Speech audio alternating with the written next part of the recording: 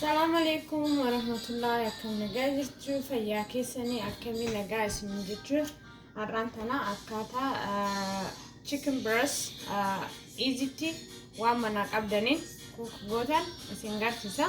Chicken breast kiyya kun azra already dhiqee jira.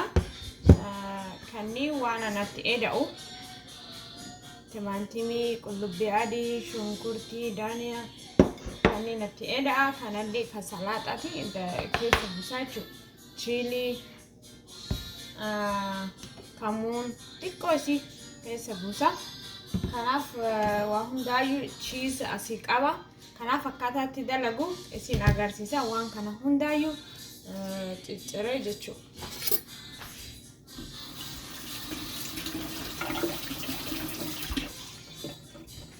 So chicken I think mul'ata. Chicken kiyya akkanatti addaan mummura mulu addaan dombayin sararratti godha jechuudha. Kanaaf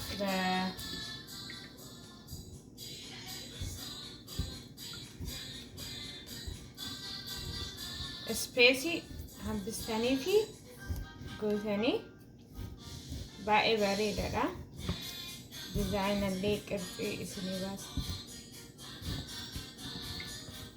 Kana ta'a jechuudha.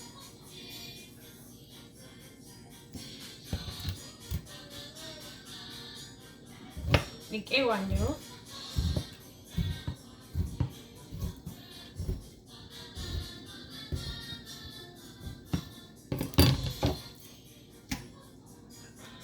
naa dhiqamee jira. Bisaatu kanaaf timaatimii kiyyallee dhiqee jira. Osoo isinitti hin argisiisin jira.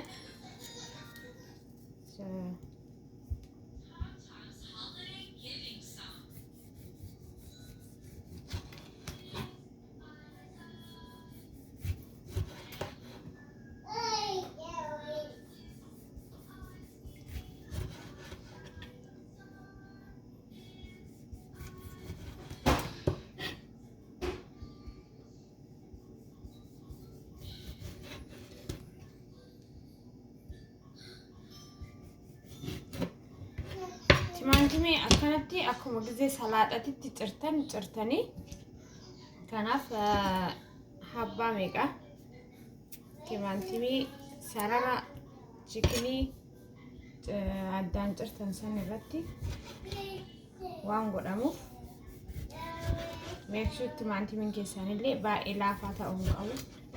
Kanyam isaa akkasiin harka qirtsiin balleessine.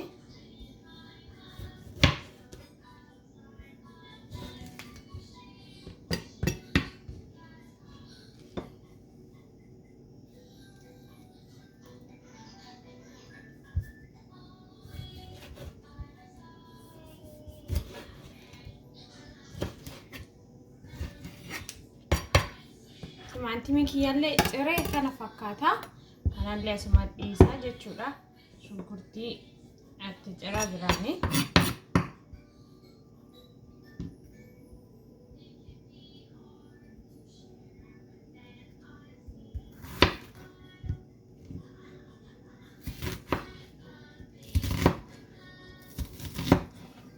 Shunkurtiillee akkasuma dheedheeressitanii cirtanii jechuudha.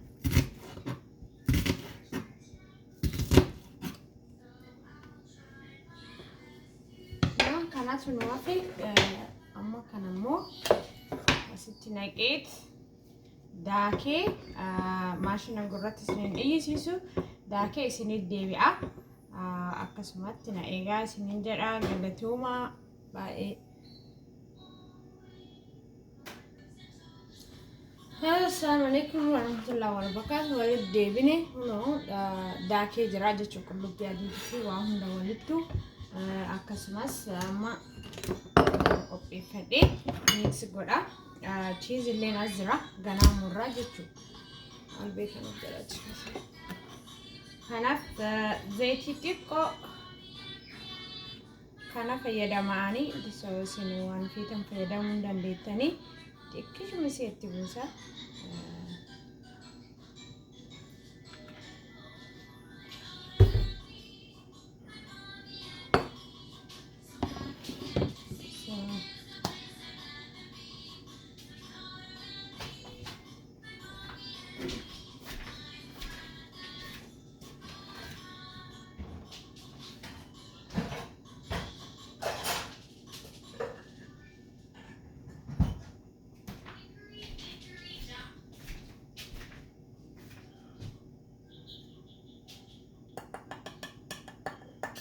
haganuma xiqqoo masitti buuftanii hin baay'iftan hundaayyuu yoo feetan nakkaa'uu dandeettanii yoo feetan immoo tilmaamuma keessanii natti gootanii jechuudha sun akka fedhii keessaniiti dirqama hin qabu dirqama immoo like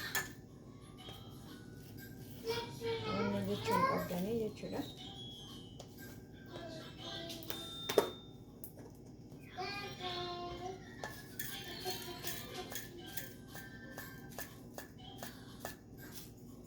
Kana yeroo baay'ee salaaxaaf fayyadamamaayyuu malee chikinitti hin fayyadamu laakiin ani godhee isin argisiisa jechuudha.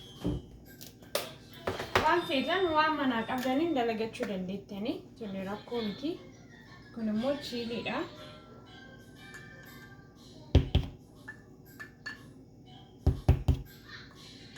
Baay'ee akka nama hin gubneef jedhee ani.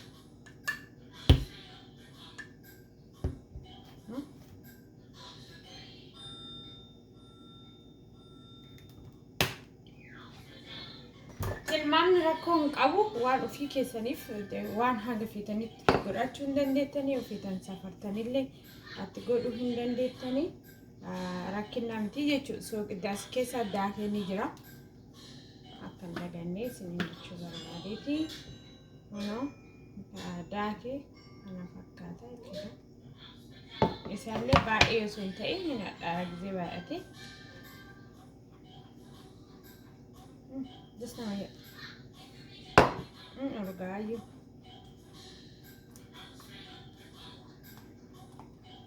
Kana fakkaata amma chikinii keenya dibnaa jechuudha. Chikinii dura dhiqamee as jira. Akkuma argitan kanatti. Kanaaf keessi isaa isinitti yoo kan mul'atu taate argite kan addaan babbaqaysiisan keessi isaa dibna.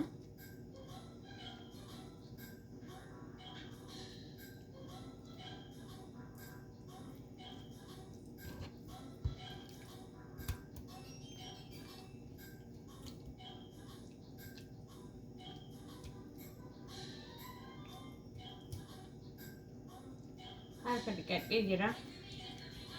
So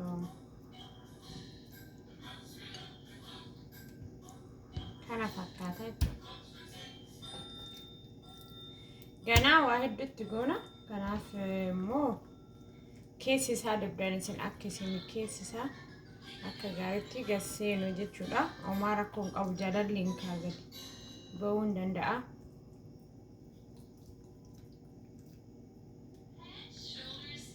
Baay'ee bareedaa yoo feetan dinnichi biratti potato maach kanneen godhatanii waan feetan biratti salaaxaa wajjin yoo feetan waanuma qalbiin keessan isin feete wajjin godhatanii jechuudha.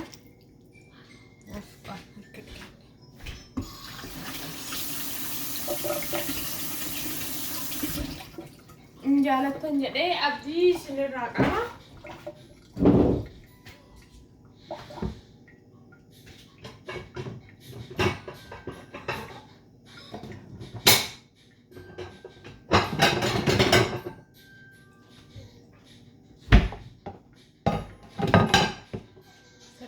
Isin agarsiisa.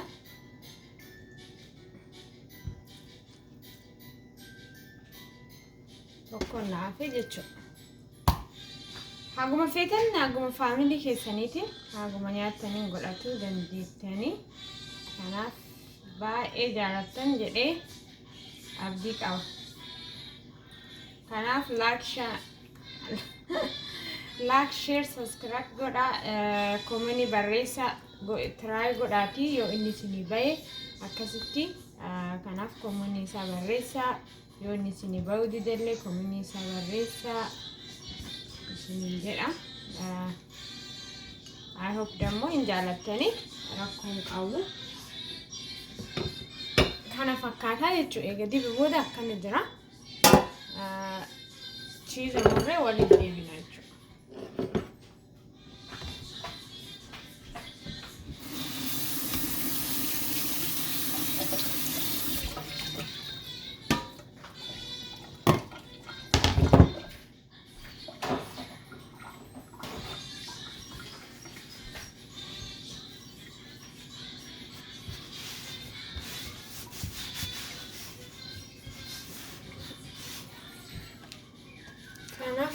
More cheese. Yeah.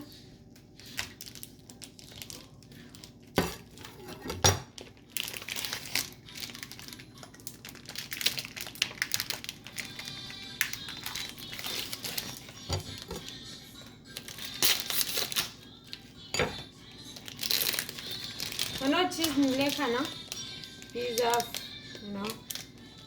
waan hedduu fayyadamuu hin dandeettanii muuzoo jedhama. Kana jechuudha. Amma gabaa haguma xiqqoo barbaadu irraa muradhaan. Cheese illee ammaan tana akki goonu dheerinaan murra.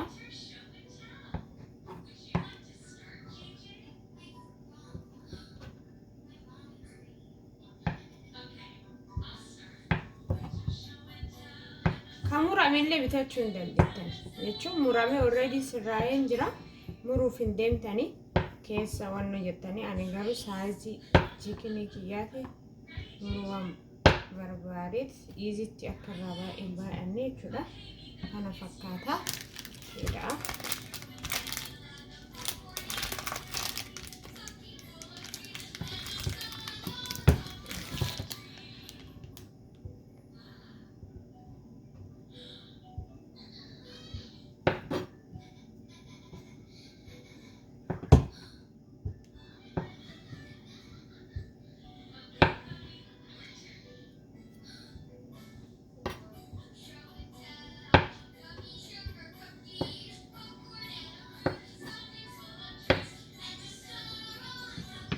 Kana fakkaata cheese din jechuudha.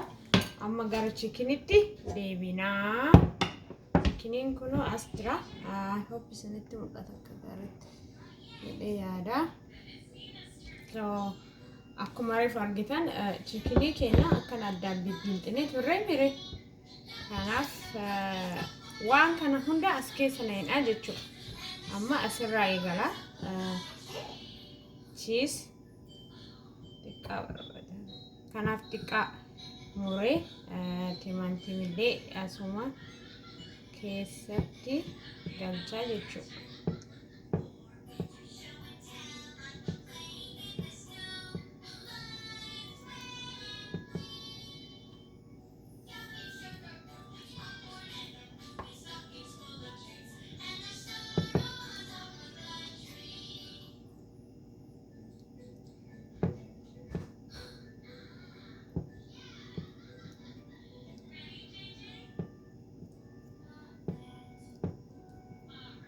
Akkanatti keessa na'itanii hunda isaa keessa jidduu isaa keessa na'itanii kanaaf timaantimillee itti godhee isin agarsiisee waliif deebinaa jechuudha. Fuuldura isaa gara xiqqaa timaantimii xiqqaa isaa caafin keessa gadi keettanii rakkoon qabu ganaa timaantimiin keessa seenaa. Waa hundaayyuu keessa na'inaa jechuudha. Kanaaf baay'ee jaalattanii yaalii godhaa. Subscribe, like, share godhaa. Ummatti isin garsiisaa jechuudha.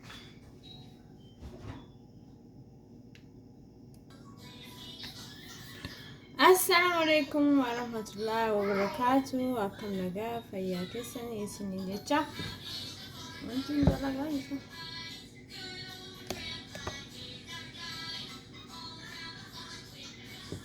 Kana fakkaata akkuma argitan timaantimii shunkurtii gubbaarratti illee godhaa xiqqoo keessa godhee laakiin chiizaa jechuudha. Chiizaa baay'ata timaantimii wajjinii chiizaa fi timaantimii jidduu isaa akka gaariin na'itanii kanaaf ammaan tana godhee achi booda isin agarsiisaa jechuudha. Galatooma waan laaltaniif like, share, subscribe godhaa. Hin dagatinaa taste godhaa dalagaatillee. Yoo kabeetanillee taate kana irratti jedhaati koomanii kenna galatooma isiniin jedha waliin deebinaa jechuudha. Oven godha.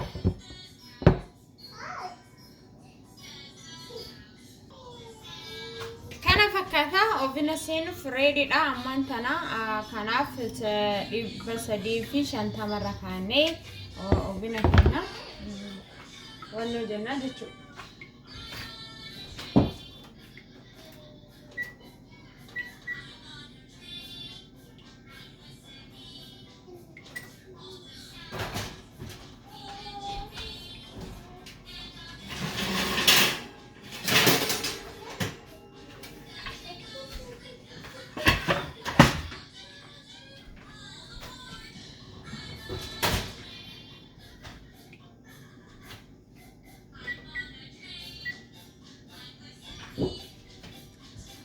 ovenio isinitti kan mul'atu 300 fi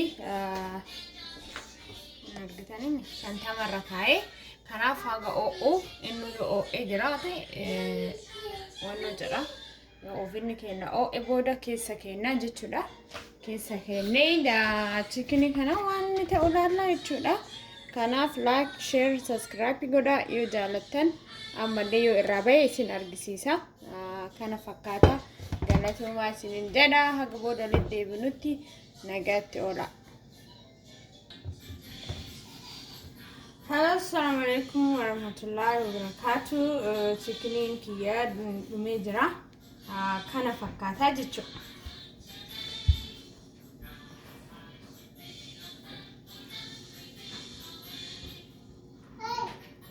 Kana fakkaata kanatti kanaaf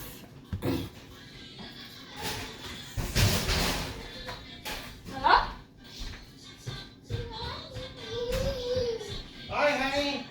How you doing? Hi. Sorry, guys. Excuse me. Dumaan namni dhufe Excuse me. kanaaf chicken kiya kana fakkaata.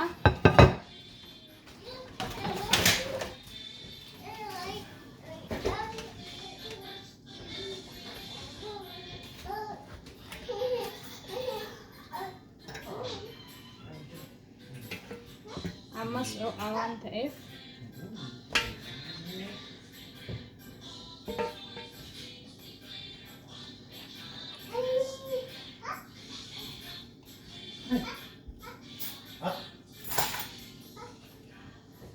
akkana jira akkanatti ba'ee kana fakkaata jechuudha yoo jaalattan like share subscribe godhuu hin dagatina as biratti waan feetan yoo feetan salaaxaa waan adda addaa qopheeffachuu fakkaata dandeessanii kana fakkaata jechuudha.